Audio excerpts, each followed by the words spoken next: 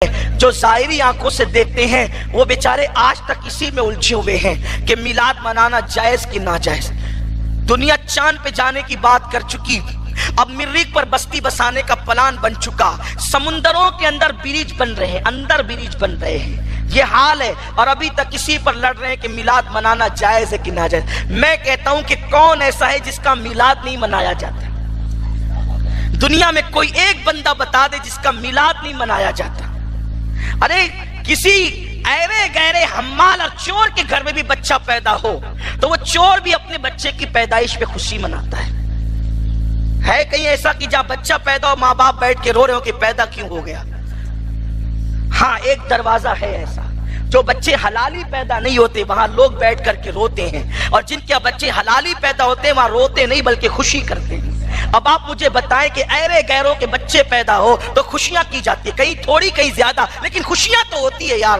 پھر آخر میں پوچھنا چاہتا ہوں، تیرے گھر میں پوتا پوتی پیدا ہو تو خوشیاں ہوتی ہے، اور آمینہ کا لال پیدا ہو جائے تو پھر خوشیاں کیوں نہ؟ آخر وہ کون سا موقع؟ میلاد ہی کے موقع پہ تو خوشی ہوتی ہے، اور میلاد ولادت کو کہتے ہیں، پیدائش کو کہتے ہیں۔ یہ عجیب سی باتیں ہیں، لیکن یہ ساری چیزیں نادانی ہے، یہ ساری چیزیں نادانی۔ میں نے آج اس پر کوئی گفتگو نہیں کرنا، میں اپنے کام کی گفتگو کرنا چاہتا ہوں۔ جو گفتگو آپ سن چکے ہیں میں وہ نہیں کرنا چاہتا، جو آپ کو میں نے آج اپنی نئی نسل کو اپنے نبی کی پہچان پیش کرنے وہ بات کہنا چاہتا ہوں۔ ہر ایک کی محبت مسلط کی جاتی، تھوپی جاتی ہے، لیکن حضور ہیں ہی ایسے، حضور ہیں ہی ایسے کہ حضور کو جو دیکھ لے اور دیکھ نہیں سکے تو سن لے، پڑھ لے، وہ حضور سے عشق کرے۔ ایک انگریز مفکر نے کہا تھا عشق کے لیے 3 چیزیں ضروری ہیں۔ کتنی چیزیں؟ عشق کے لیے 3 چیزیں ضروری ہے۔ نمبر 1، جس سے عشق کیا جائے اس میں بیوٹی ہونی چاہیے۔ یہ انگریز مفکر کہہ رہا ہے، جس سے عشق ہو اس میں پہلی شرط کیا ہے؟ بیوٹی۔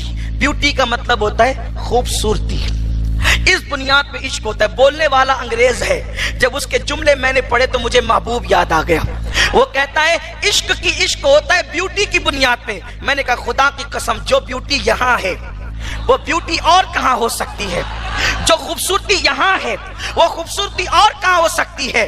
اللہ جس کے حسن کو قرآن والضحیٰ کہے، جس کے حسن کو قرآن والضحیٰ کہے، اور وہ بھی کس انداز سے کہے؟ یہ سورہ مبارکہ سورۃ الضحیٰ جو آپ پڑھتے ہیں، والضحیٰ واللیل اذا سجا ما ودعاک ربک وما قلی، اس کا شان نزول کیا ہے؟ ہمارے علماء جانتے ہیں، یہ دعا دینے کے لیے بیٹھے، تائید کے لیے بیٹھے ہیں۔ جس وقت اللہ کے رسول علیہ السلام پر وحی کا نزول موقوف ہو گیا، رک گیا، اس وقت آقا کریم کو کفار نے تانا دیا کہ محمد کو اس کے رب نے چھوڑ دیا، محمد کو اس کے رب نے چھوڑ دیا۔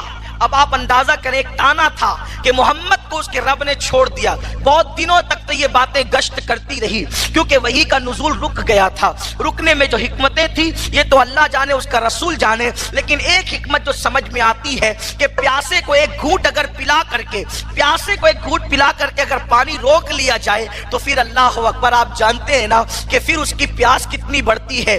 شاید یہ حکمت رہی ہو کہ محبوب سے کلام کرنے کے بعد روک دیا گیا تاکہ کلام کا اشتیاق اور بڑھ جائے، وحی کی لذت اور بڑھ جائے۔ لیکن مکے کے کافروں نے تانا دینا شروع کیا، معاذ اللہ کی محمد کو اس کے رب نے چھوڑ دیا، چھوڑ دیا، چھوڑ دیا، چھوڑ دیا۔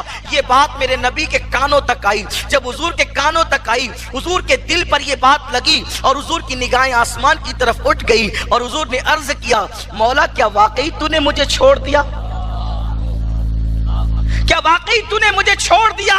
اللہ نے یہ صورت لے کر جبریل کو بھیجا، اور جبریل کو بھیجا۔ اب دیکھیں، سوال نبی کا یہ تھا، سوال نبی کا یہ تھا، کیا اللہ واقعی تو نے مجھے چھوڑ دیا؟ تو کیا جواب آنا چاہیے تھا؟ نہیں، ہم نے نہیں چھوڑا، بات کافی تھی۔ لیکن اب آئیے سورہ مبارکہ کا لہجہ دیکھیں، سورہ مبارکہ کا تیور دیکھیں۔ قرآن کیا کہتا ہے؟ والضحیٰ واللیل اذا سجا۔ حبیب تیرے عارض کی قسم، تیرے رخسار کی قسم، تیری کالی زلفوں کی قسم، تیرے چہرے کی قسم، تیرے کالی زلفوں کی قسم، آپ کے رب نے آپ کو کبھی نہیں چھوڑا۔ اب ذرا تصور کریں، مثال نہیں دے رہا ہوں، تمثیل سے میرا رب پاک ہے، ملانے کے لیے صرف سمجھانے کے لیے کہہ رہا ہوں۔ اللہ اکبر، 2 آپس میں بہت پیار کرتے ہوں، محب اور محبوب کی بڑی گہری دوستی ہو، اور محبوب کی ایک ایک ادائے دل ربانہ کو محب بڑے اس کے ناز اٹھاتا ہو، اور پھر اس محبوب کو جا کر کے کوئی کہے کہ تیرے محب نے تجھے چھوڑ دیا، تیرے محب نے تجھے چھوڑ دیا، اور وہ محبوب اپنے محب سے پھر کہے ادائے دل ربانہ سے کیا واقعی تو نے مجھے چھوڑ دیا؟ تو محبوب اپنے دونوں ہاتھوں میں اس کے گالوں کو لے کر کہے تیرے چہرے کی قسم، تیرے کالے کالے بالوں کی قسم، میں نے تجھے کبھی نہیں چھوڑا۔